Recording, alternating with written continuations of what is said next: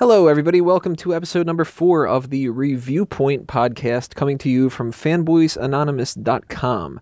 I am your host, the man who calls the shots over at Fanboys Anonymous, Tony Mango. And with me on the panel tonight, we have several different fanboys and fangirls, including Chris Dace. I am Dace.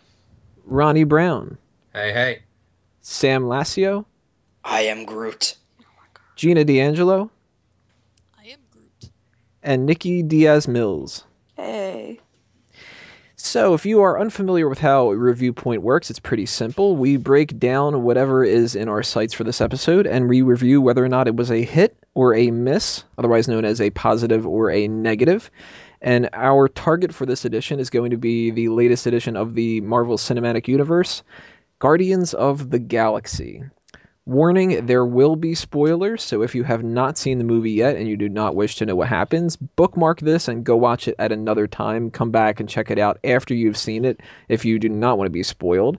If you have no problem with that, then continue listening and make sure that you tell us what you guys think in the comments below, or if you're listening to this on iTunes or Stitcher, you can go to fanboysanonymous.com, go to the actual page that is going to house this article, or not house this article, house this video, and then you will be able to leave your comments there. So what we're going to do, structure-wise, is we're going to bounce around, talk to everybody about a lot of different stuff, but first things first, we need to go through our first impressions overall, and I'm going to go in the same order as what I just did right then. Dace, did you, generally speaking, like the movie? Yes. It wasn't the best of the Marvel Cinematic Universe, but it had a great soundtrack. Ronnie, good, bad, what'd you think?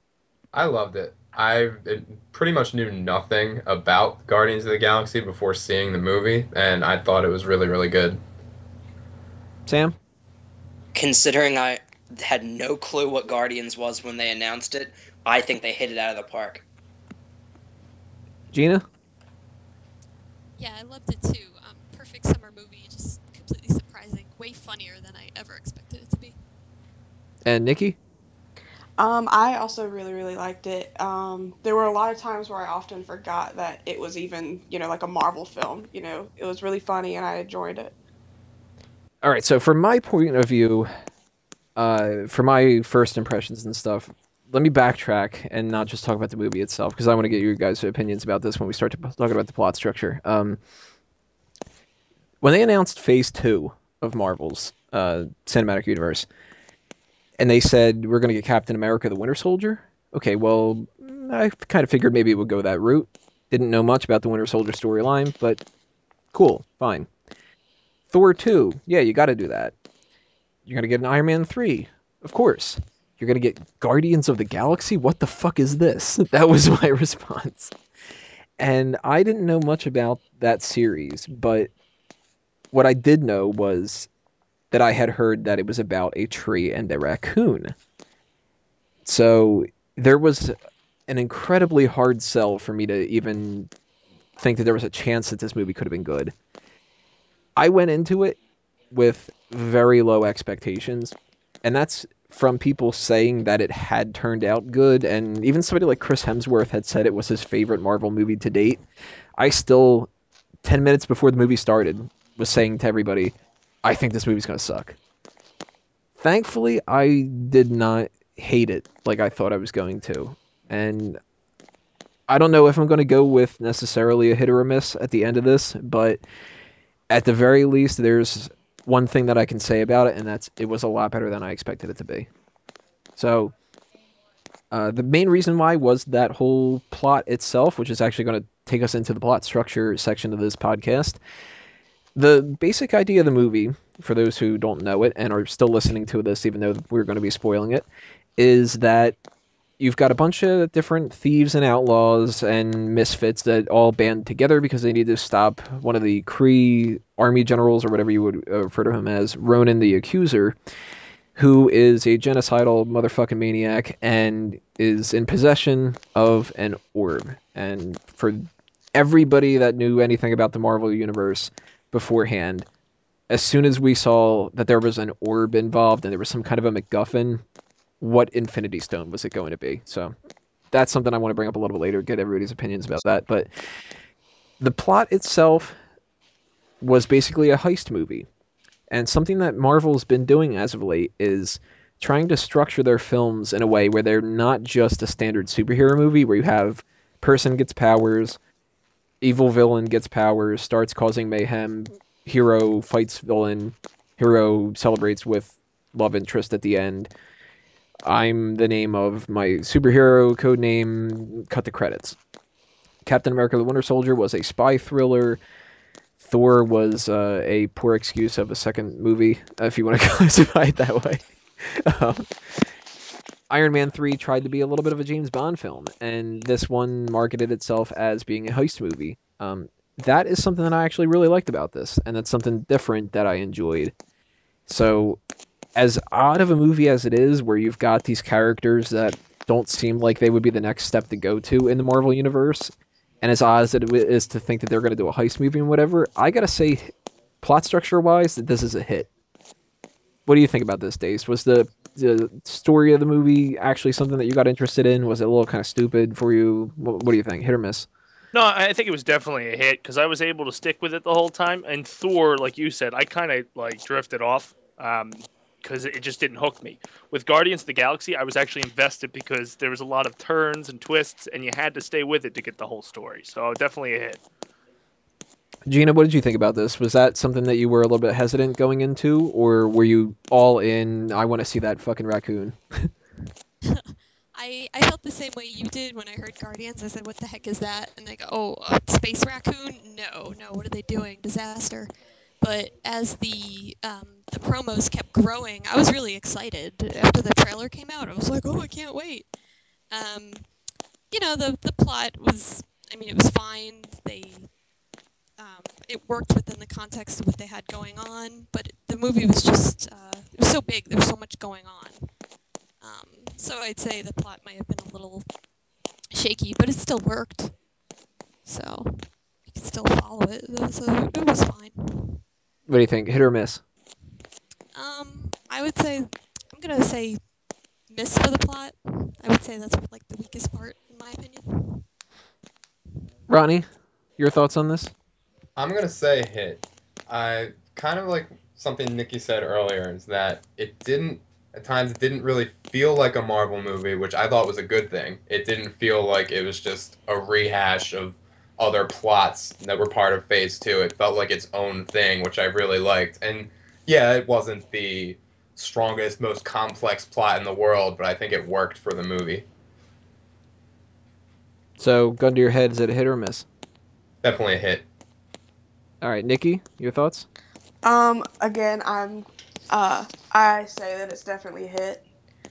But like I said before, like Ronnie just said, there were a lot of times where like I would forget that it was a superhero movie or a Marvel movie. It just felt like a typical comedy, and even though it wasn't the strongest one, but I don't think it really needs to be, considering the demographic for this movie is probably going to be a lot wider, considering the type of movie it is. So I think it was definitely, more of a hit and more entertaining and a lot better than what you would expect. So we're all pretty much going with hits here. Sam, agreed? I would agree that it was a hit. When they mentioned Guardians of the Galaxy, I had no clue what it was. Groot, Star-Lord, nothing. It wasn't clicking. Rocket, I knew. I knew who Rocket Raccoon was, but I didn't know what Guardians of the Galaxy was. Now, the one thing that I'll say is that although this was a hit, I felt this before going in, and I feel even stronger about it coming out of the movie. This should have been before Winter Soldier. When Dark World teased the Collector, Guardians should have been next. Then you get Captain America, the Winter Soldier. It teased Age of Ultron, and then you should have had Age of Ultron. I feel like the ordering, for not of all Phase 2, but definitely those two movies in particular, they should have been swapped. I completely agree. That's actually one of the things that I had forgotten to mention when I did my little write-up about this. It does feel like they switched it, and Maybe they didn't. I don't have any kind of sources that would say otherwise or anything like that, but I would bet money on the idea that that's actually how they had plotted it out. But the way that they're doing these releases with these movies is they've been trying to make sure that the first movie of the year is something that they've already released, like it's like a sequel or it's building on a different property or something. And the summer, towards the end, summer blockbuster movie or whatever the release is for that one is the newer one. So I bet you production is the reason why this ended up switching. I don't think that the actual plot structure that was mapped out by Joss Whedon and everybody, I don't think that that's necessarily the case. I think Guardians of the Galaxy came before Captain America. And I mean, the way that you just explained it right then with the end credit sequences, if anything, that should be the indicator.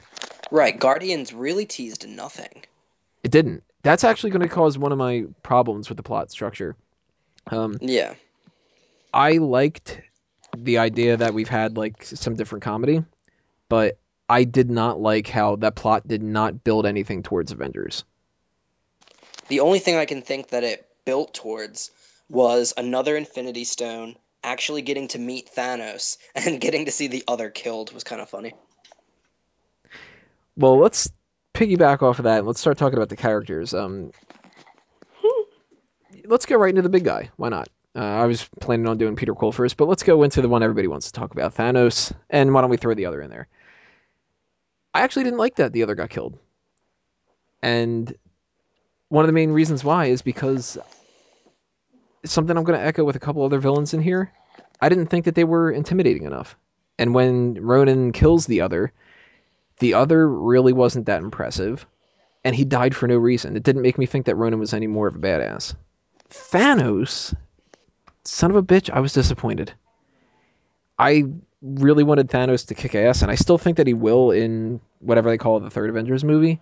I love the idea that Josh Brolin's playing the character, but here he just seemed maybe kind of lighthearted and happy or something. He was like smiling and his eyes seemed like they needed to be bigger. Something was odd about this, and I didn't quite like that a lot. I'm actually going to say, as thrilled as I was that we were going to see Thanos in here, Thanos, and the other for that matter, is a miss. I'm going to go in the reverse order. Sam, piggybacking off of that since you brought the topic on, what do you think about Thanos and the other? So, I said that the killing of the other I thought was kind of funny. You're right that it didn't make me think Ronan was any more intimidating. But I do agree that, I mean, in Avengers, he was really threatening towards Loki. So it made me think that the other himself, rather than just being Thanos' toady, was actually an intimidating character. Here he just felt like a useless side thing that's like, oh, well, we have nothing to do with him, so let's have Ronan kill him. So that was disappointing. The second thing is, I agree with you. Thanos, he kind of, physically, he resembled if the Hulk went on Jenny Craig. He was like, he wasn't as bulky as the Hulk, but he was big, and he was obviously muscular, and then he had that, like, thick face. But there was just something wrong with his face. When we came out of the theater, I think you said his eyes were too small. Mm-hmm. Maybe that was it. Something about him was off, and although I was kind of happy that Josh Brolin was going to voice him, I didn't like his voice. So you're going to miss? I'm going to go with a miss, but one positive I will say is I at least liked his suit. Yeah, that was cool. Nikki, what did you think about Thanos and the other? I honestly really didn't give a shit about any of them in this movie. I was not impressed whatsoever, and I was just waiting for their screen time to end the entire time. Thanos didn't impress me. He didn't really do much, didn't really say much, looked kind of stupid. And I'm sure in the sequel or whatever movie they're going to line up here next, he's going to be a lot more intimidating, a lot more badass like everybody wants. But in this movie, it's just like, yeah, Thanos is going to kill this person. Yeah, whatever. Okay, can we move on to somebody else? And especially with Ronan, too. Ronan honestly annoyed me the entire time. I don't know why. there was just something about the demeanor of his character, and like I said, like everybody else said, when he snapped his neck, I was just kind of like, all right, what else are you gonna do? He honestly looked like, or not looked like, but sounded and acted like, like a bully in high school. You know what it reminded me of? It was like Thanos kept calling him boy, and he got upset that he kept calling him that. But it's like, you're upset that someone's calling you boy, but then you're going to throw a temper tantrum. Yeah, it was not impressing. It was actually really annoying. And like I said, I was just waiting, for like something to go down to take off a lot of the screen time off of Ronan.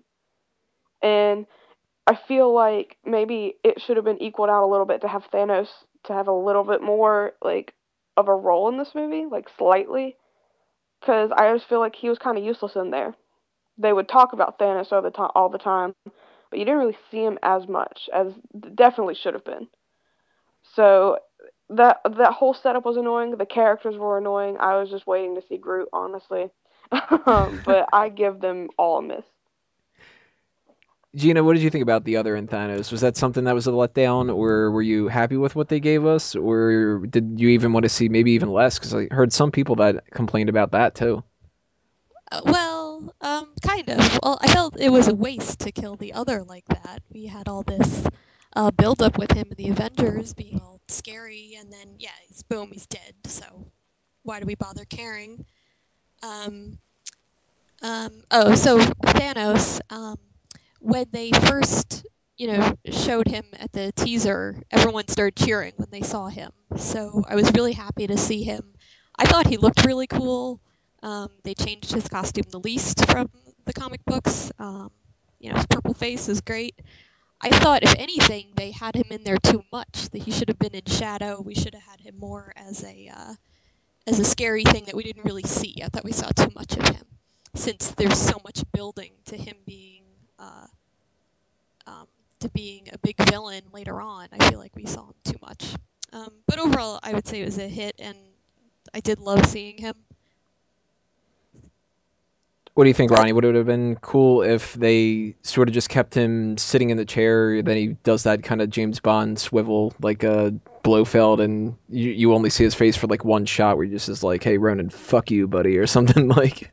Yeah, actually, I think that would have been cool. I think it would have been nice to see more of Thanos if he actually had something more to do. And he didn't do that much in the movie other than just sit there, try to be badass, and then say, fuck you, Nebula. But I think that if he was actually given a bigger role, it would have been cool to see more of him. Otherwise, he should have kind of been more in the shadows and then just been teased a little more until the Avengers 3, where he could really just go all out and be badass. And as far as the other goes, I mean, I didn't dislike him. I wasn't crazy about him. He was just kind of there. I was okay with him. But I just think in general, for the two of them, I would have to go with a miss. I didn't think they were awful, but I just think they could have been better in this movie. And Dace, round us out. What do you think of Thanos and the other? I didn't really care for the Thanos appearance because he kind of looked, he was fat, and he kind of looked like Star Jones like 2 weeks after starting Jenny Craig and bragging about it. Like, you didn't lose weight, bitch. You're still fat. And there's two Jenny Craig references on this episode already with Thanos. Well, I was going to go with the Weight Watchers, but since he used Jenny Craig, I figured I'd just keep going with that. Trendsetter. Yeah, nice hashtag Jenny Craig. Trend it, people. Anyway, the other, clearly he only had a 2-picture deal with Marvel, so they had to get rid of him quickly. That's all I got. The other? Yeah. He was only in 2 movies. Alex something, I think. Alex Denisov? Is that his name? Yeah. His 15 minutes are up. Yeah. Sorry, bud. Let's go into the main cast. I mean, there's a lot of different characters we could talk about in this movie, and some of them don't really need that much. We're going to group them all together, all the people like Nebula and Korath and whatever. We don't need to spend 20 minutes talking about Korath, but the main characters we obviously do got to get to, and even though everybody wants to talk about a certain one of them, I'm sure we're going to go in order of the billing, essentially. Peter Quill, our protagonist of the story, by Chris Pratt.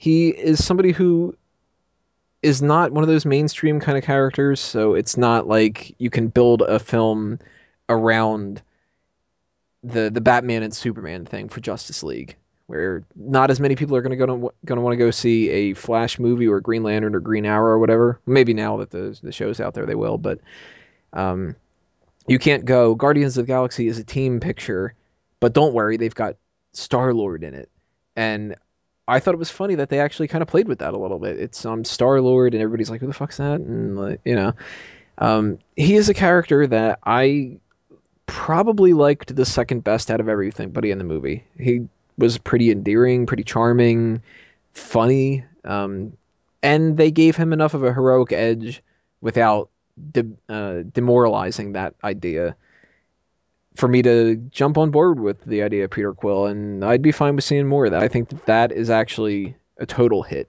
Peter Quill. I'll do the same kind of basic order here. We don't need to keep any kind of order, so if anybody really wants to jump in or something, then feel free. But Dace, what do you think? Quill, hit or miss? I really enjoyed him, so he was a hit. But holy crap, freaking Chris Pratt getting in shape for this role, man. You see him in Parks and Rec, he is a slob like me, so it gives guys like me hope that I can one day be Star-Lord.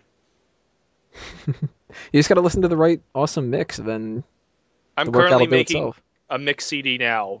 It's 6 tracks are Hooked on a Feeling. 6 of them? Yeah, every other one. For all our How I Met Your Mother fans, it's just going to be Bon Jovi, too. Nikki, Chris Pratt, Peter Quill, hit or miss? I really liked Peter Quill, the character. He was really funny, quirky, and he was, even though he was technically an outlaw, he was ready to buck up and, be heroic whenever he needed to be so, but he still had that, annoying, funny little charm no matter what, to try to to try to get under people's skin, or just, as a charm. And I love Chris Pratt. I've always loved him in Parks and Rec. He's been one of my favorite characters there. So when I found out that he was going to do this character, I was really excited. And I mean, also, like they said, him bulking up for the movie. If you haven't seen Parks and Rec, he's not huge, but he went from pretty chubby to just completely ripped. So that took a lot of dedication. And I was actually telling Sam that if anyone was to be, Peter Quill, or if anyone was to be like a superhero at all, this type of character, I was telling Sam yesterday, I was like, he reminds me of Dace, trying to be a superhero or whatever. Especially the whole dance-off thing at the end, I was like, this is fucking Dace. I was like, this is really, it was like looking into a mirror, but I liked him. He wasn't my favorite character, but he was a really strong character that I really enjoy, and I really am glad that we're going to be able to see again in the cinematic universe. Sam? He was probably right up there, just like you guys said, with one of my favorite characters on this. And like Dace said, for guys who are just chubbier and are just completely 100% out of shape, to see the way he transformed makes you think like, holy crap, like I could be Star-Lord. And the fact that he has no superpowers, sort of not like Batman. You can't make the parallel completely with that. But basically a guy who is an Earthling amongst gods, essentially, just people with all sorts of different powers and stuff. He's nobody, but he becomes the leader of this team. And it's just, I believed the journey they took with his character, going from just a guy who didn't care about anything but himself to actually standing for something. The two things about him, though, that I wanted to point out, they weren't bad things. It was just things that kind of made like my heart go, "Aw." Was the first one when he opens up the present from his mother before she died, and it's the Volume 2 mixtape. That was just like, yes. Now I want to hear what Volume 2 is, and that better be like in Guardians 2 from beginning to end now. And the second one that really just kind of made my heart sink, like now I feel bad for him, is when Yondu said, he's like, yeah, we didn't deliver him to his daddy like we were supposed to. And then they just fly off. And I'm like, God damn it. god. It's like you now you feel bad. Like he has no idea, but now you feel bad. What did you think about Peter Quill, Gina? Is he one of the hits of the movie? Is he one of the misses? Good person to build a whole film around, or should other characters have stepped up? Oh no, he was spectacular. Yeah, I've been enjoying watching him on Parks and Rec. He's a joy. So to see him all ripped was it was a little getting used to at first. Just like, oh my gosh, like that's not how he is. He's a big lovable teddy bear. I can hear you smiling. I'm just picturing him with no shirt on. Sorry. But he was absolutely great.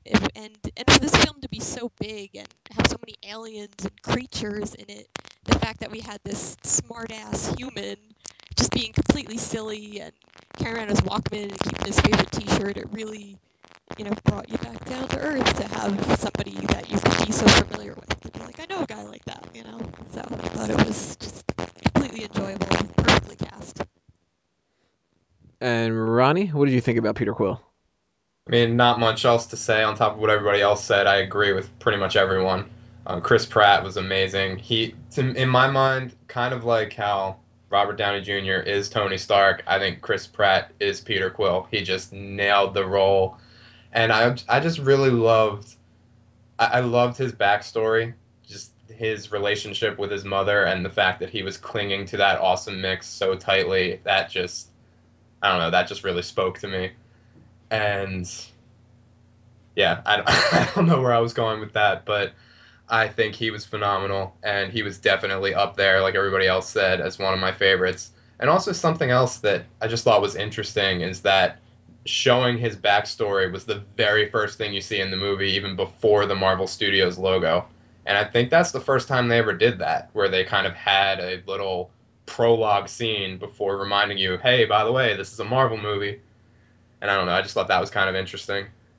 I like that too. Now that you brought that up, I forgot about that happened. It Yeah, kind of I threw had me noticed. off at the time because I was expecting the Marvel Studio thing to pop up first, and I'm used to, even though they've only had that for 2 movies now, I'm used to the fanfare, and maybe that's just kind of me because I actually really like the beginning intro things that they do with movies. Like, I'm completely not lying here by saying that I have the Castle Rock theme in my MP3 player, and I will randomly think of like the NBC little jingle or the Gracie Films at the end of Simpsons episodes or something like that. So I tend to kind of like that. Yeah. And it threw me off. And at first I was just thinking, oh crap, because not to bring up James Bond again. This is, I think, the third Bond reference I've had in this podcast. But the beginning of the James Bond films with the little gun barrel logo, they stopped doing that with the Daniel Craig films, and it really bothers me. And this case, it could have been something where it felt really awkward, and it would have been like, you should have just gotten that out of the way and then gone with the movie. But I really like that a lot, and I think that actually there's some potential there. Yeah, and I think they could definitely play around with it in the future, like the Fox fanfare. It's so iconic, but they still mess with it from time to time. Like, one of my favorite things is Alien 3, I believe, and the fanfare just kind of stops and holds on one of the last notes, and it's the creepiest thing in the world, and something like that's just so cool. And I mean, I don't know what Marvel could do to kind of match that, but I like that they seem to be willing to play around with it a little more, and they could definitely do more with that in the future. So I'm going to group 2 characters together here because I think that overall probably we won't have a whole lot to necessarily say about them, and I know that we're going to say a lot about the 2 other ones, but Gamora and Drax. The main reason why I think I'm grouping those together, other than the fact that they don't have a whole lot of characterization in a lot of different ways, but my reaction going into this movie was reading the different descriptions about people, and it was like, oh, Gamora, she's a master assassin, and Drax, he is a master killer. And I'm like, well, really? They're the same character? They're both like these green killer people, and that's it? And that bothered me, and one of my disappointments in the movie was I don't think that they actually had that much of a differentiation between the 2 of them.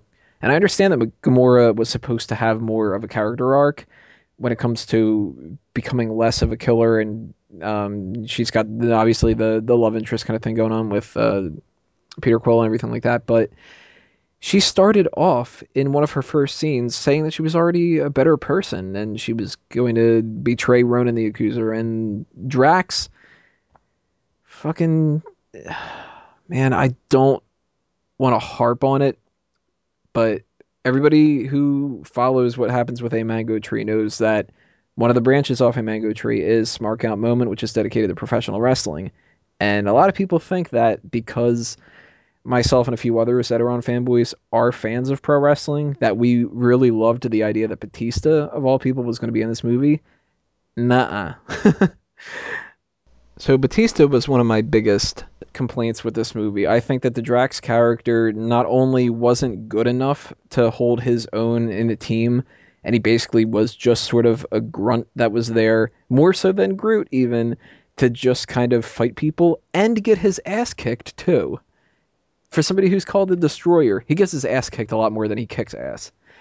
I think Gamora, better character, pretty much a hit, but not as much of a hit as they had expected when they were writing this movie. And Drax is a miss. Nikki, what did you think about these two? Gamora, I actually really, really, really liked. I liked the fact that, the way she portrayed, getting her revenge, for everything that Ronan and Thanos have done.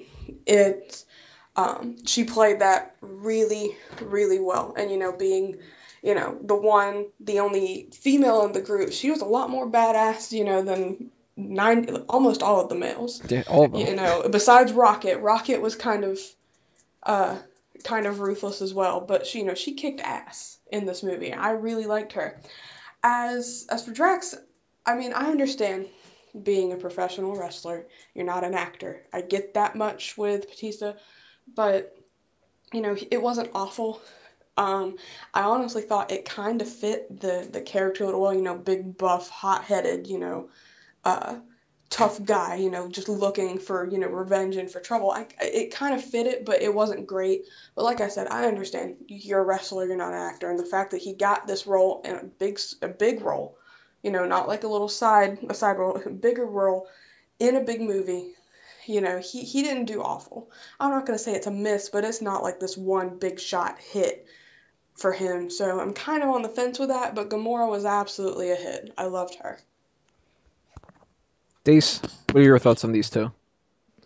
Well, when it comes to Blue Tista and the Blue Avatar chick, in my mind, they actually did pretty good. So it's a hit.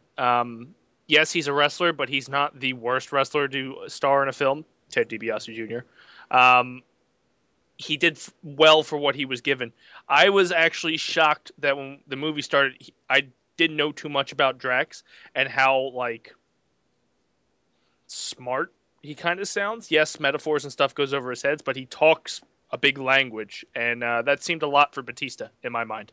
So it was a hit for both of them. Gina, your thoughts? I was very nervous when I saw Bautista was in it. Have you seen Man with the Iron Fists? That was not good. But I was very surprised by him. Yeah, with the big vocabulary, I was like, oh, we're getting Bautista does Shakespeare. This is totally unexpected. I would see that. Right? I want to see Bautista as freaking Hamlet or Othello or something.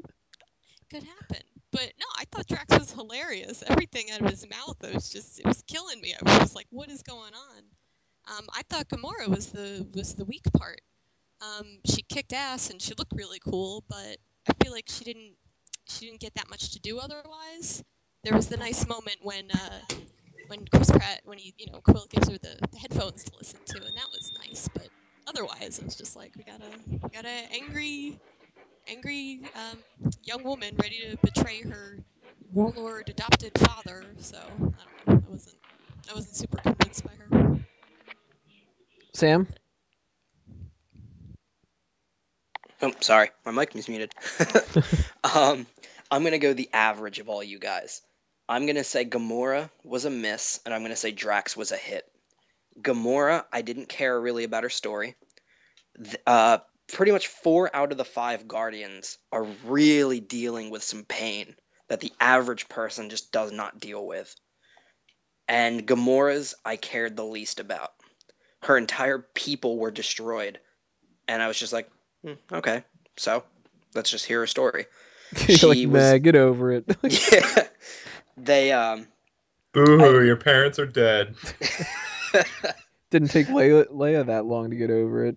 Yeah, it was the Alderaan effect. The entire planet's gone, so you're just like, all right, who cares? And the acting was fine. I didn't care about, like, it wasn't like she was a bad actress. But really, she had the least personality, at least to me.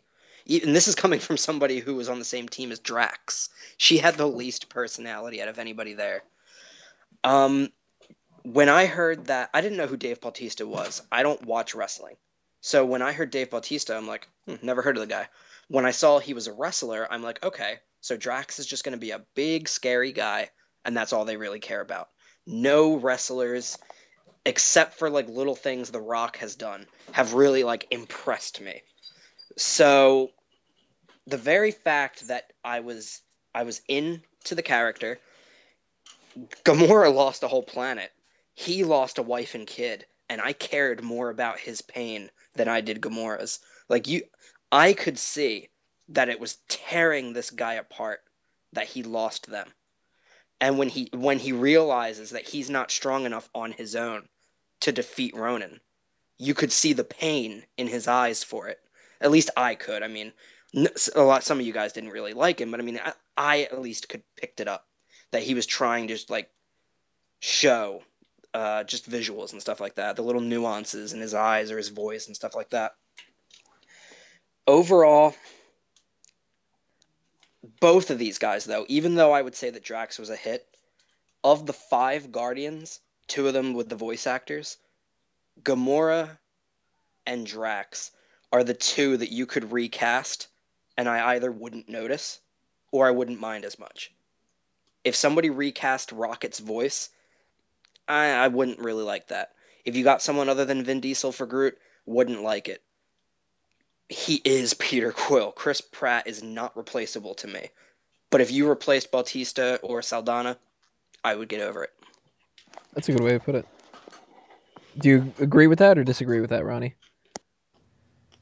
In general, I agree with that. I think, in my opinion, both of them were a hit, but they were definitely the weakest parts of the team for me. Like Gamora, kind of like Sam said, you really didn't see any of her pain. And I mean, the people that she was betraying and turning on, you really barely saw her interact with them at all. I think, she never interacted with Thanos. We never saw it. Whereas, at least Nebula got a line in to Thanos. So I think... hated Nebula. We'll get there. I think Gamora would have benefited from a little more development time. Because I think the acting was fine for both of them, like Sam said as well. But I just think if her story were expanded on just a little bit more, then it would have been stronger and her arc would have felt a little more earned. Just in general, I think they were going for things emotionally that they didn't quite reach, but it was definitely a good attempt. And I was fine with Bautista. I mean, I was not expecting an Oscar-worthy performance from him, and, we didn't get one, but just for Drax, I thought he did a fine job, and I liked him. He wasn't the best, neither was Gamora, like I said, but I think they both did a fine job, and they both fit well with the other Guardians, so I liked that. So let's talk about the guy everybody wants to talk about here. The guy himself, star of the movie, Groot. Groot. The Groot. fucking man. I Or am Groot. the tree, if you want to refer to him as that way. Best character in the whole movie. And I think almost everybody that sees this movie is going to agree with that. I heard more people happy with the littlest things that Groot did on screen than when some big triumphant moments happened in the film. I mean, Groot could smile at the camera. That smile. And people could be like, "Ah, look at that smile." And then somebody will make a really great joke and they'll be like, "Huh." But Groot was awesome. Such a stupid concept was pulled off in such a great way.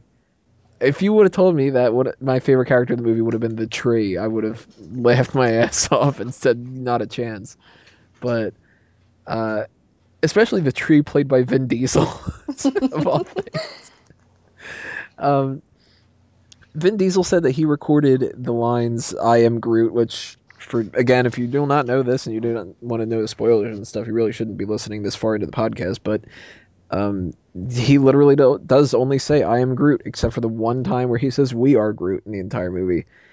And that must have been one hell of a payday for Vin Diesel to just sit there and say "I am Groot" 1,000 times in a bunch of different languages and get paid for it. But I thought that was great, and they had a lot of laughs playing off the fact that he had said that. You know, you sort of think along the lines of what Peter Quill says in the movie, actually, that's going to get old after a while.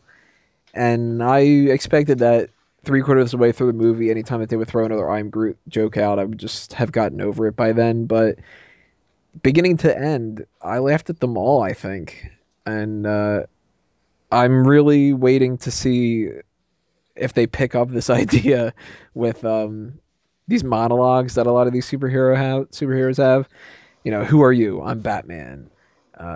What's Tobey Maguire doing throughout his movies? It's the whole, who am I? I'm Spider-Man or whatever. And I think we need a solo Groot movie where he does the voiceovers, and at the beginning and the end, it's just "I am Groot." I would like to see that happen.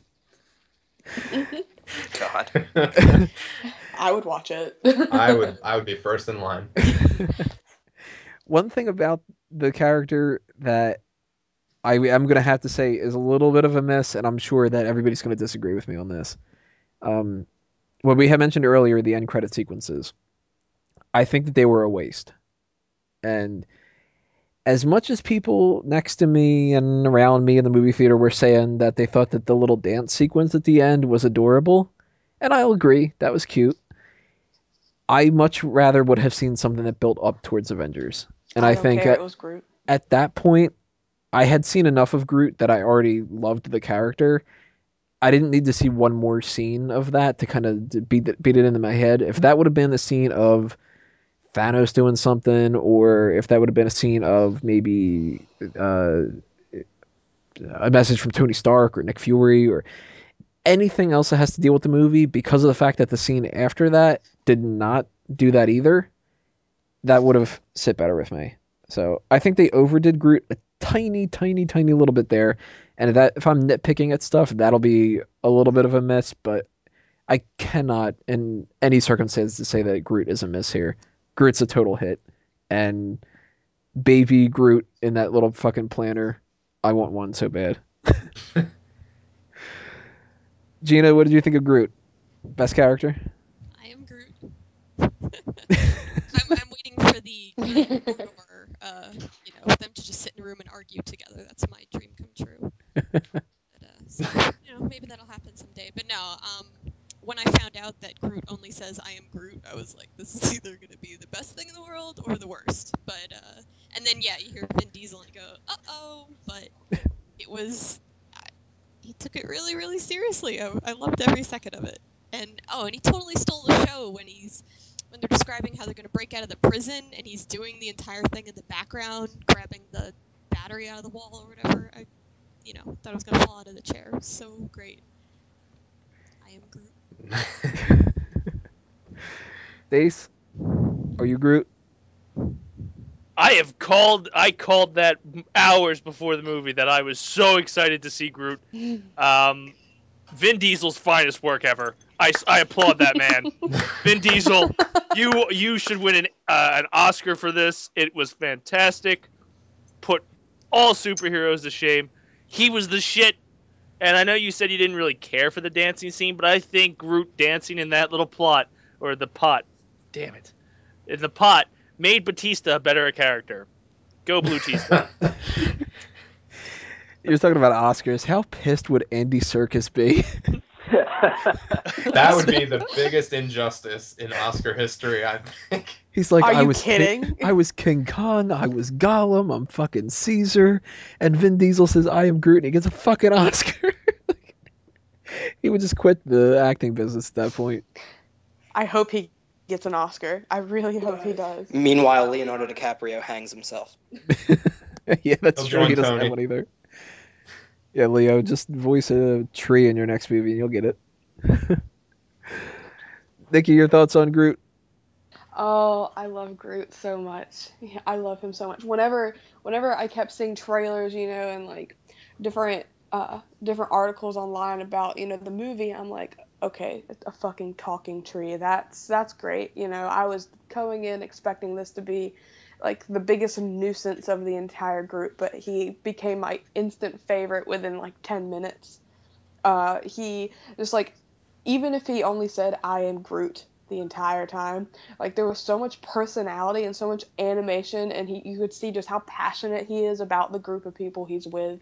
And he was so great and so lovable at the same time, so badass and so stupid, and I loved him so much. He was like the heart of the entire group. And I never thought I could fall in love, personality wise, with a fucking talking tree. I want my own Groot in my backyard so I can just go out and talk to it all day long. He was so great. So great. I'm pretty sure that's called slavery. What?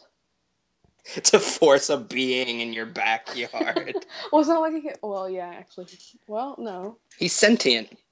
I want my own Groot, okay, in a little pot, and I will grow him, and I will plant him back in my backyard, and he will be my friend forever and ever. Dude, And if Groot was a slave, that would definitely be Oscar worthy.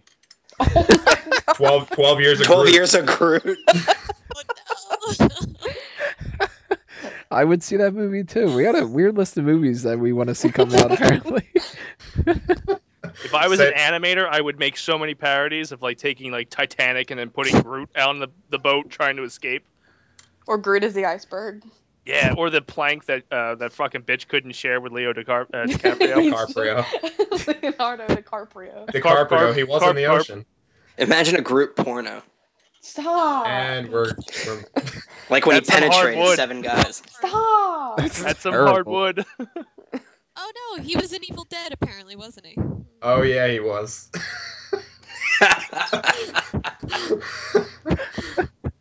And you just, oh my god, somebody should edit that in there at that part of the movie. You just hear, I am Groot. They should just Anyway. do a big spin-off. All these different trees and all these movies are all part of like the same grove, and the talking, walking ones from the Two Towers. They were like Groot's family and shit. The Whomping Willow from Harry Potter. The creepy ticket tree from the commercials. He already called him Giving Tree in the movie.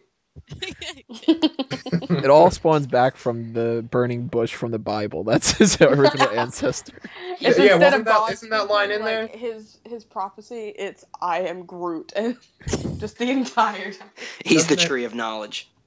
I'm a little rusty on the Old Testament, but I'm pretty sure that he says, I am Groot at that part of the story. As soon might as have- it starts burning, he shouts, I am Groot. It might have gotten lost in one of the translations, but the original probably has it. I think so. We need to do some digging. Any of you listeners, a Bible scholar, look it up. God, one of the things that happened with Groot in this movie that I actually thought was really sweet was that scene with the little girl. Yes, I wanted to Yes. mention that. That was adorable. That and was the the moment. fireflies. Yeah. I loved him from the start, but the moment that he gave the girl that flower, that was when I was just completely 100% sold. And just the look on his face, it just brought him so much joy to give this little girl that flower. I also loved for some reason whenever he would eat the little sprouts off of himself, I was like, you fucking idiot, but I love you so much. It's like they're all sitting there having like this elaborate plan, and he's just picking off sprouts and eating them. Yeah, like a little dog trying to bite like an itch or something like that. Yeah. I'm just saying now, I would love to see one of the short films on the Guardians DVD and Blu-ray just show Groot growing up again.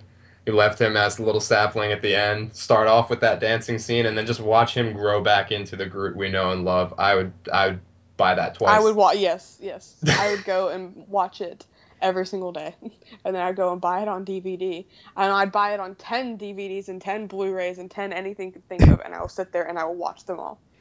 So who else thinks that they should capitalize on this and make a different Chia Pet version of Groot?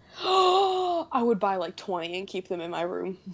Or I would Plant love them in to your talk backyard, about- make them your slaves. Yes. Yo, I'm just saying that if Amazing Spider-Man 2 had the Electro head, that really ugly thing for their Blu-ray set, Guardians should come out in a Groot head. Or like a Groot case, you can like just open it up, or like, yeah. Nikki, you know how you're supposed to mute your mic when we're talking so there's no echo? Yeah, I remember that. You don't. I unmuted my fucking mic because I wanted to talk. So, did everybody talk about Groot? I lost track a little bit here. I didn't. Okay, Sam, Nobody cares. hit us with whatever else you need to talk about with Groot. Definitely favorite character, like you guys said. I agree with Tony that the dancing scene at the very end was cute and funny, but then once it was over, I'm like, wait, that was the end credit scene? They were like, that was the mid credit scene? That it kind of felt like a throwaway. And then the other, I guess we'll talk about it later, but the last end credit scene also, it didn't tease anything. The only thing that I didn't like about Groot, out of everything that I loved about him, there was inconsistencies with his growing rate. Like when he loses his arms, and then he's on like that little platform where they're talking about him, and he has like those stubby arms growing back. And then when he's dead, it takes so long for that sprout to come back to him. But when they're on that ship, the what's it called, Ronin ship, when it's like falling and it's gonna crash. Dark Aster? He's like, yeah, the Dark Aster. He's like quickly like growing this shield around them at like it takes like less than a minute for this big wooden like ball to form, but yet he takes forever just to grow his arms back, and it takes forever for him just to go from a twig to like that little tiny dancing thing in the pot. Well, He you had could an argue adrenaline that. surge. Yeah, you could argue that was a stress Just like response. quick, you know. Maybe You know, instead when- of having like adrenaline where people get more power to lift things and stuff, maybe he kind of produces his own miracle grow. He gets more chlorophyll. I was about to say that, like chlorophyll surge. Just... So we have one other main character out of the cast, other than when we start talking about the villains, but and that is Rocket Raccoon, another character that I had gone into this assuming that I would hate. And one of the main reasons behind that was because the episode of Earth's Mightiest Heroes, which dealt with it, which we actually did a fan tracks of, so if you had not listened to that yet, go back and watch that episode. They have this like Cockney Australian kind of a hybrid accent, and it's terrible. Absolutely terrible. So when they announced Bradley Cooper was going to be on board, that made me feel a little bit better, but I was still a little bit afraid that they would go with that kind of an accent, because I do not follow the comics, and I didn't know if that was something built into the character. I mean, you don't expect most superheroes to sound stupid, but if a superhero has some kind of a distinguished accent or speech pattern or something, you expect that to carry on. And for them to have done that weird accent for the cartoon series, I thought maybe that's what it is in the comics, and I don't want to see that. But Rocket Raccoon ended up being another great character. Apparently, the basis of the voice was Joe Pesci's character from Goodfellas, according to Bradley Cooper. And How am I funny? yeah, basically that's what it was. Great character, great comic relief. Another really fun one that won me over more than I expected him to. I'm surprised. What did you think about Rocket, Dace?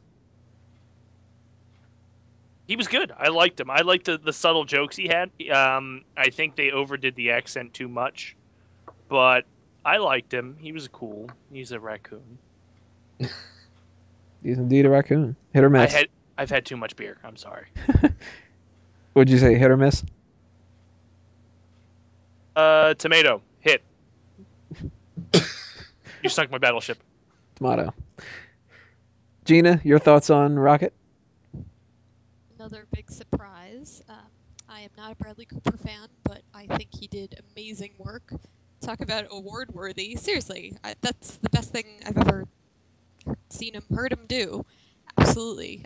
Yeah, I thought going into this was going to be the Jar Jar Binks of the movie, but he wasn't. And his interactions with Groot, especially when we know that he can understand what Groot is saying, just completely floored me. It was just completely hysterical. I'm still shocked at the animators and how much the characters that weren't there were so real, and it was so wrapped up with them and involved with their expressions. It was amazing. Totally amazing. Did your heart sink when he looked like he was crying, that one scene? Oh my god, yes! I was getting all teary-eyed. I was like, oh my god. And yeah, when Trek started petting him, oh my gosh. Oh, the petting scene. Yeah, that's right. I kind of wanted to pet him, too. I thought he was going to be like, what are you doing? But he was so broken up. But it was also sweet. That actually was like a little bit more depressing, the fact that he didn't flip out like, you're being condescending here by petting me, that he actually kind of liked it. It was like, I'm a dog person. I don't like cats.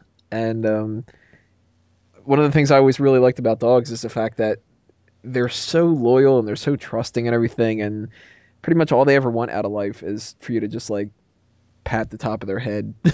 So when you see Rocket and he's getting pet and everything, and he's just like, huh, what? Oh, this feels nice. Like that was adorable. He's probably starved for physical affection. Who's gonna get with that? It must not be that great hugging a tree. His only friend. Probably not. So he gets a hit from you too? Big hit, yes, absolutely. Sam? Rocket? Rocket was a big hit. Like I said earlier in the podcast, he was the only member of the Guardians that I was familiar with when I first heard about the team-up. I don't know. Does he have that Cockney accent because he was named after a Beatles song? Was there any connection with that, or was it just kind of, hey, let's give him a British accent? What Beatles song? I don't know much about the Beatles. Rocket Raccoon. There actually is a Beatles song called Rocket Raccoon? Yeah. Wow. That sucks. So I wasn't sure if, like, that's why he's always portrayed with a British accent or not. And, like, I would say, of all the characters, at least the ones I'm familiar with, and I did some research into the comics, he's the only one who's really consistent with his comic book counterpart. Groot can be a little meaner in the comics. Gamora can be meaner. Drax is definitely a lot meaner and more powerful. And Star-Lord's really serious. So, really, the only one who was consistent with the comic books was Rocket. I liked that in the beginning that they wouldn't call him Rocket. The people on Xandar, what was it, like 89P16 or something? And then he says, calls itself Rocket. Like, they wouldn't even refer to him as such. And I really liked the times where he was vulnerable actually were nice. You could really see the pain, especially in the bar scene. The bar scene specifically, and then the end when he thought Groot was dead. Really, like, he just broke apart. And, like, you wanted to just break. You wanted to be Drax. You wanted to see this raccoon crying, and you just wanted to pet him. That's all you wanted to do. You just wanted to make him feel better. And it was interesting that, like, he was taking such offense to things like vermin and rodent. He didn't even know he was a raccoon. But, like, people just know that he's a lesser life form. And so he has to overcompensate by, like, knowing about weapons and carrying around huge guns and stuff. That when he's crying like that and you see him upset, just that moment, like you said, just he's sentient now, but he's still, I don't want to say he's still just an animal, but I want to say that just something as simple as petting him still brought him joy. And that was really nice to see. And when I heard that Bradley Cooper was going to be Rocket, I was like, okay, you could have gotten anybody. I don't really care. But I couldn't even tell it was him. I really couldn't even tell that it was Bradley Cooper. And I think that's the best way to do it. When you're not sitting there like, oh, well, all I see is Chris Pratt on screen. I was like, no, he became Peter Quill. And the same with Bradley Cooper. Like, it wasn't I wasn't just hearing Bradley Cooper's voice coming out of a raccoon. It was Rocket, and I really enjoyed that. Ronnie? I mean, I was going to mention the bar scene as well. I really loved that when he just all of a sudden became so serious and started yelling out things like, I didn't ask for this. It just really made me feel for him, as did, like everybody else said, that ending scene where he's just openly weeping over losing Groot. I just felt for him so much, and like Sam said, just wanted to be Drax to pet him in that scene, just to do something to make him feel better. But yeah, I absolutely loved him, and I love that my little AMC Stubbs pin was a Rocket pin, and I will cherish it forever. Nikki, I don't think you said anything about Rocket yet, right? I there's not really much left to say. The entire base was basically covered, but like I don't know. Like when I first heard of this movie, I knew who Rocket Raccoon was, but I didn't really know a whole lot about the rest of the team. So when I heard that they were gonna actually CGI in a fucking raccoon and add him as one of the main characters of a movie, I was like, Marvel, there are so many characters you can do that are a lot more practical and have a lot more of an impact than they would in a fucking movie, but you decide to do a raccoon with a machine gun. Great. Awesome. This is gonna suck. And when I went in, I was going in with that mindset, and when I saw him, I kind of forgot, it is a raccoon, like an experiment. He was just this rough, tough. He didn't care how small he was. He didn't care how fragile he actually was. He was mean. He was tough, and he was ballsy. And his demeanor and his character, it was really nice. It was really, like, it's something that you wouldn't expect. And like everybody said, and like Sam and Ronnie said with the bar scene, when he's like going off on a tangent, about like, I don't want to be this, I didn't ask for any of this. You really see how broken he actually is of a character, and he just wants, to be treated the same as everybody else. And as mean and as tough as he acts, it all boils down to, like, he's just a raccoon. That's all he is. But he wants nothing more than to be treated like everybody else. And it killed me in the bar scene. It actually killed me a little more than it did with the Groot scene, because then you actually see how he actually feels past that, that tough shell that he puts out. And with the Groot scene, and when he just is getting pet, that killed me too, because all he wants is affection, all he wants is love, and Groot was his best friend. Groot gave him that, and it tore me to pieces. But I never thought that a raccoon and a tree could have as much impact as they do as I had in the movie. I was going in expecting nothing from a fucking raccoon, and I came out with like so many emotions towards it. And I really liked him. He was a huge hit, and after Groot, he's probably my second favorite character in the movie. So now we're going to do a little bit of a lightning round. We're going to talk about all the other characters in the movie and just throw out some quick thoughts about them. That includes everybody, even Ronan the Accuser, because I think that we all kind of are in agreement that he basically was just there to be the villain, and that's about it. But we have Nebula, we have the Nova Corps. Personally, I did not like the Nova Corps at all in this. I thought that John C. Reilly and Glenn Close are not worth whatever money that they gave to them. They could have had two unnamed, unknown actors that I wouldn't have recognized, and they would have pulled off the exact same role. And I actually think it's a disappointment that they even put them in there, because they got more credit than they should have. They didn't do anything in this movie that they really should have deserved any credit for. Yondu, he's Michael Rooker with makeup on. Somebody mentioned it earlier, I can't remember who, that when you were listening to Rocket Raccoon, you weren't actually thinking of Bradley Cooper. Well, when Yondu was on screen, I wasn't thinking of Yondu, this space pirate guy. I was thinking, oh, look, it's Michael Rooker, which is a shame. And then you have, I am not going to try to pronounce his name right, but Korath in the movie was another actor who is better than what his character necessarily was.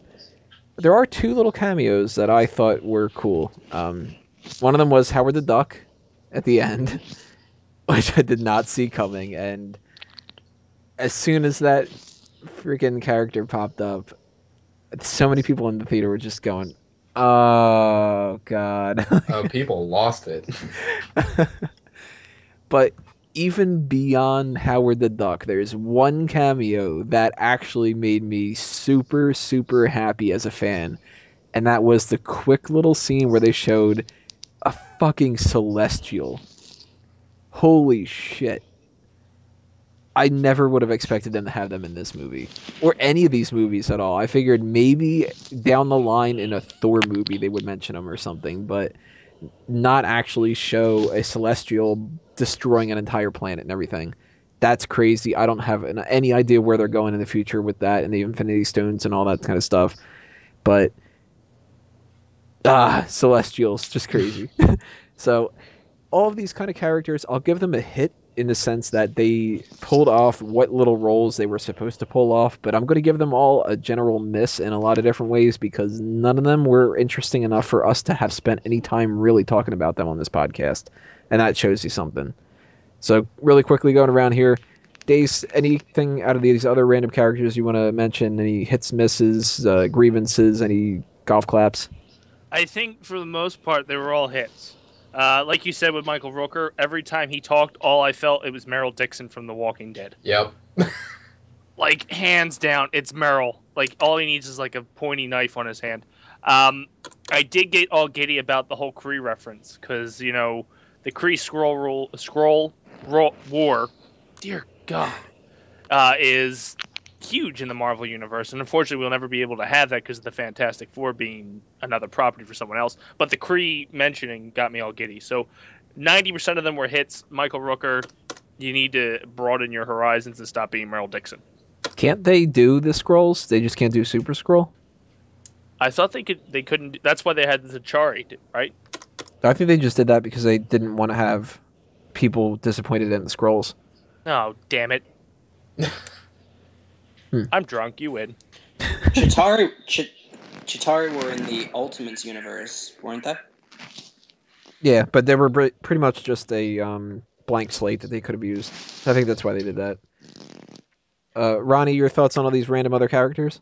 I think I agree with you guys. That just in general, I think they were all a hit. One thing that just popped into my head with Nebula in particular, I'd mentioned it with Gamora, where Gamora could have benefited from some more story. I think Nebula could have as well, because if anything, it almost felt like they were setting up her betraying everyone as well. Just the way Thanos couldn't give two shits about her, and she even basically said, "Oh, thanks, Dad." But I think, and I mean, I love Karen Gillan, however you pronounce it, but I just think that she was one of those side characters that, along with Gamora, could have really benefited from a little extra push in story. But as far as everyone else goes, I was satisfied. I was pleased overall. Sam? I'm going to just run through people real quick. Glenn Close's character, I liked her. John C. Reilly, you could have put anybody in that role. It was a waste to use him. Loved the Howard the Duck reference at the end. I loved Cosmo, the cosmonaut space dog. Really sad he didn't talk, because I think he's telepathic. Who am I forgetting? Yondu basically was Dixon from The Walking Dead. Am I missing anybody? I didn't care about the Ravengers. The entire lot of them, I didn't care. And Ronan? Ronan was cool. I actually liked Ronan. He was the bad guy for the sake of being the bad guy, but that kind of worked. Once they said he's just nuts, I was fine with that. Okay, he's just maniacal. And I loved his weapon. It reminded me of Mjolnir so much. Gina, what did you think about these other characters? Any of them stand out as good or bad? I feel the same about Rooker as everybody else, that he's just so transparent, but I kind of don't mind because he's entertaining. I like seeing the Nova Corps space cops. Those, I don't know, they just look cool. And yeah, they have so much money to throw around, it's just like, oh, Glenn Close, here she is. But I don't know, I like them. The Collector, I was disappointed we only got 2 minutes of him, but that was still fun. You didn't mention Oh yeah, I forgot about him. Yeah, so he's a lot of fun. Yeah, Nebula I thought was shortchanged and kind of a waste of Karen Gillan. Like, you know, you couldn't even recognize her, which might be a good thing. But yeah, she didn't get a whole lot of screen time. But they crammed so many characters in there that, you know, not everyone was going to get their fair share.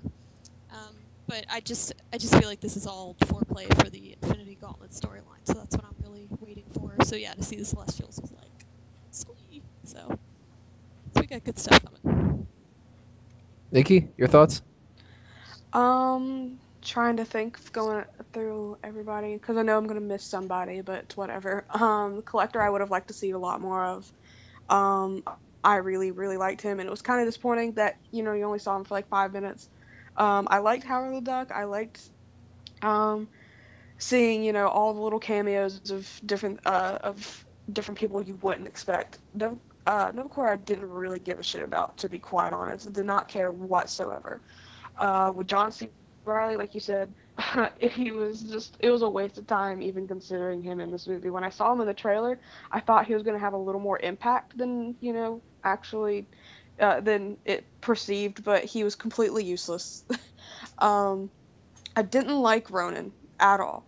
I mean, it was a nice concept for the movie, and, him being batshit crazy. I didn't like him at all. I could care less if he was in the movie or not. I know he has an important role, but if his role was just not in there whatsoever or had anything to do with Guardians of the Galaxy, I wouldn't give a shit. I did not like him. Trying to think. Nebula, didn't like her either.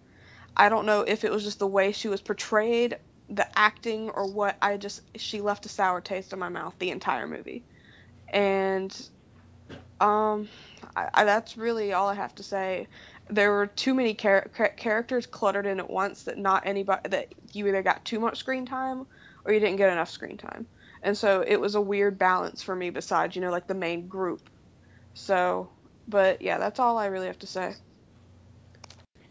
Nebula in particular that I didn't mention. There's one scene in the movie where Ronan decides that he's going to use the Infinity Stone to destroy Thanos, and she's like, "You would betray my father," or something like that. I don't know if anyone else noticed this, but the look on her face was just the look of thirst. That bitch was thirsty. She was looking at him like, "Dude, you want to kill him and take over the universe? I will suck your dick in like 5 seconds." Yeah, I didn't notice that. You're just seeing what you wanted to see. I mean, I wouldn't mind, but... Anyway, I just thought of John C. Reilly. I think it's just because Disney owns him now, ever since Wreck-It Ralph. Like Nike owns Tiger Woods. Like they bought out Star Wars and Marvel and John C. Reilly. Yeah, pretty much. I think they just keep him locked in a cage, and he occasionally gets out now. That explains Step Brothers. I mean, that was a long time ago, but cool. Well, outside of what we've been talking about, there's really one main thing that I think that we need to put some focus on before we say goodnight to everybody, and that's the music in the movie. If this music wouldn't have worked, the whole film would have sucked. They put so much of a foundation on the music in the movie, and that doesn't just go from the tone of the film, that actually goes from the actual plot of the film. Since the introduction of the Peter Quill character is him listening to the music, and they have this running gag about him wanting the music that his mother had given him, and that gives him an actual emotional background that beats through every single one of those songs. I mean, it might feel out of place, but each time that you're feeling it out of place, you're feeling a character who is out of place. And I don't personally love every one of the songs, but watching this movie made me like them all better than I had beforehand. That goes for Ain't No Mountain High Enough, which that was a great part of this movie. I don't know about Hooked on a Feeling if I'm really going to be listening to that all that much, but the Ooga Chaka in the trailer was very catching. So kudos to them for taking a big risk because they pulled it off. And I think that what we had alluded to earlier with the idea of Awesome Mix Volume 2, if that's not in the second one, if they don't carry that over, that's going to be a huge disappointment for almost everybody watching this movie, I think. Does anybody disagree with that? I need it to be. 100% agree. And I'll download that on release day just like I did this Awesome Mix. Oh, yeah. What was the song he danced to in the opening sequence? It was a Jackson 5 song, wasn't it? I don't remember him dancing in the opening sequence. Are you talking about the?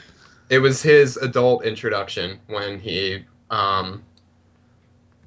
was going in there to get the orb, and it was during the main titles. Yeah. Because he was using the creatures as like a microphone and like dancing around and shit. Was it "I Want You Back"? Was that Maybe. the Jackson 5 song? Maybe that was it. I just remember loving it. Does anybody want to throw out anything else about their thoughts on the music? I really liked the music concept in general. I know a lot of people complained about having Hooked on a Feeling in the trailer, but I honestly didn't mind it. And now when you know the backstory, you know the connection with his mother, and you know how it was all of her favorite songs that she wanted to share with her son, you know, with that bond, it just had that emotional like grasp on each song. Like, you know, at first I thought the tape, whenever looking into it, the tape was because, you know, he was taken away from Earth. That was one of the biggest things that he had, along with, like, you know, all of the little collectibles he had with his childhood in the ship. I thought that was just another, like, little memento that he clung on to, you know, about Earth and, you know, his family and all that. But then whenever you know that definitely it has to do with his mother, it didn't matter what song they could have played in there. They could have played, like, bluegrass the entire time. The fact that, you know, it had that emotional connection with his mother and how special she was to him, it made it so much better. And I personally think Hooked on a Feeling worked so well in the trailers. It set up the tone of this movie that, like we said before, this is not the typical Marvel Cinematic Universe movie, and that the trailers just captured it perfectly, as did the music in the movie in general. And these aren't songs that most of them that I would normally just listen to in my free time, but now I'll think of this movie and just think about how perfect every single one of them was for what they were trying to do. So we're gonna. I think it made everybody feel really, really happy, really good, and it was the opposite of all the music that was in the Watchmen movie. It was too obvious. That fucking sex scene to Hallelujah. Yeah, that was perfect, though. You know, I loved that scene. Of course you did. So overdone. So this was just a really good mix of giving everybody something a little bit of what they already knew, but like, oh, I like this a lot more than I thought, and everybody's celebrating it. So it was a very good match. I'm just going to say that I'm about to see this movie with my parents in about an hour, and I guarantee that because he was picked up when he was in the 80s, and my mom would have been like a teenager in the 80s. So she and my dad are probably going to be like, every song that pops on, they're going to be like, oh, I love this song and stuff like that. So like it doesn't just connect with younger audiences. I feel like the music selections are also going to connect with an older audience who, even if they don't maybe love the comedy, or maybe like this is like, oh, this didn't feel like all the other Marvel movies did, or whatever, they're still going to listen to the music and they're still going to like the music. That's a good point, because there's something for everybody in this movie, it seems. The people that really like the comedy are going to love that. The people that like the action are going to love those action sequences. And then the people that maybe they're just there because their kids want to see the movie or something, they've got the music to hook them in. Or they've got, for the women, they've got Chris Pratt. For the men, they've got Gamora. For everybody, they've got Groot. Everyone has Groot. Yeah, we are Groot. That's essentially the message of this movie. So we're going to go around one more time when it comes to thoughts on the movie before we go around one final time for something else. And then we're going to just give our final thoughts about the movie and our final decision of whether or not Guardians of the Galaxy itself is a hit or a miss. Dace, final thoughts. Is the movie a hit or a miss? It's definitely a hit. Like I said at the beginning of this, it's not the best of the Marvel Cinematic Universe. I think Sam made a great point that it should have came before Captain America, because Captain America has set the bar really high. But it was good as a standalone franchise, and I think it definitely markets to kids. It's definitely a hit. Ronnie? Absolutely a hit. Personally, I think it was one of Marvel's best. I wouldn't say it was the best, but it was up there. And I just think between Winter Soldier and this coming out a few months apart, it's definitely a very good summer for Marvel movies. Gina? Perfect summer movie, so much fun. I don't don't think I could be friends with somebody who didn't like it. Nikki? It was definitely a hit. Like Dace said, it may have not been one of the strongest movies, but I think like with the type of movie that this is, being a Marvel and a comedy, it set its own bar. Hopefully, different movies of the different spectrum of the cinematic universe. Maybe like it can kind of set in that type of style as well. It's unique, and because it's unique and because it was successful in being unique, I think because of that, it did become one of the best ones that Marvel has done. Maybe not the strongest or the absolute best, but like I said, it in its own way, it was more successful than a lot of movies could have been. And Sam? Basically, with what everyone else said, I'm getting a weird echo. You're fine for me. Okay, sorry. 5, 4, 3, 2, 1. Just with what everybody else said, this movie didn't have to do anything. It was zero expectation. Nobody knew what this was. Even the 1% of people who go to see these movies who actually read comic books, 1% of the 1% knew who Guardians of the Galaxy were going into this. It's such a, I don't want to say totally just unknown property, but it's one of those things that just, it's probably in the back of your mind if it's even there. And yet they nailed it. It's making me trust that when a movie is coming out by Marvel Studios, I can trust them to give me a good movie. You can take an unknown. Okay, I'll say the only exception's Ant-Man. Like, I am not looking forward to that one. But with this one, Phase 1 felt like they all belonged in that world. Even something as technological as Iron Man and as mystical as Thor, they all felt believable in the same universe. Guardians flips them off, puts on volume 1 of their music, and just soars. They do not care. And this just is the biggest departure, but it's one of my favorites. So, positive thoughts from everybody here. I got to echo some of that as well. I think that this is not my favorite Marvel movie of them all. I still think that the best one is Captain America: The Winter Soldier. And number 2, very, very closely, is the first Iron Man. And it's not something that I'll be able to sit there and watch just popping up and throwing it on whenever.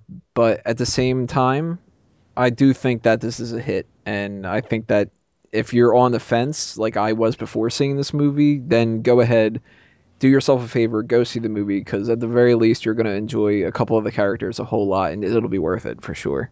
So before we say goodbye to you on this episode, we are going to go around the room one final time, as if you haven't had that happen enough on this episode, and we're going to give everybody a chance to fill you in on some projects that they have that you should look out for in the future.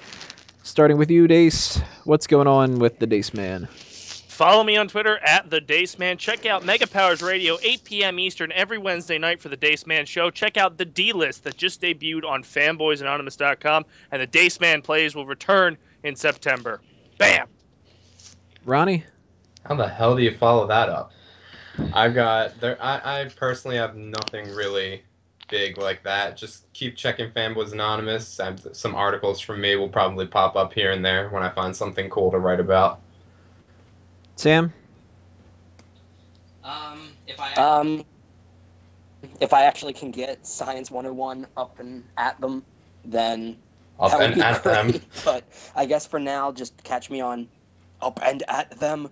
Just catch me on fanboys.com. You'll see me on podcast review points, fan tracks, all that good stuff. I'm going to be on the next episode of the Dace Man Show, which is going to be science related, and I would technically be the only one that's actually a scientist amongst them. Science! So we're gonna tase Gibby. Yes, science. Gina, anything you want to throw out there to promote? Oh yes, Gina at Super Sock Shop. Socks is S-O-X. I will be at the Trenton Punk Rock Flea Market this Sunday, August. I don't know what day we're at. Did you say 23rd, I Gina believe? super sucks? No. Super Socks. Check check out my website, supersockshop.com.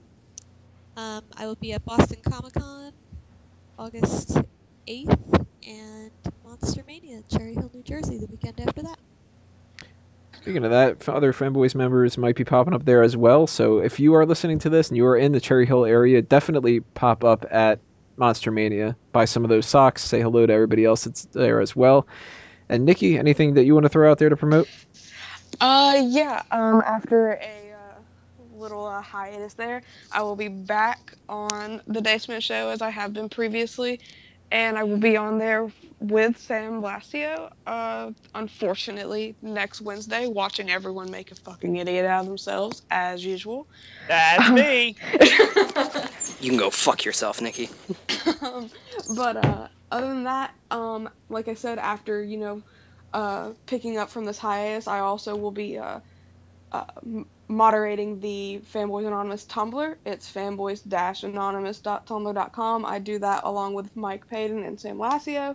You can also catch me on the Fanboys Anonymous web page. Like Ronnie said, I will pump out an article or two whenever something I see is, interesting, or I know will be able to catch any attention. What did you just... But yeah, other than that, I don't really have anything, so you can catch me on all of that crap. She said pumping out an article, so I went boom. Oh, God.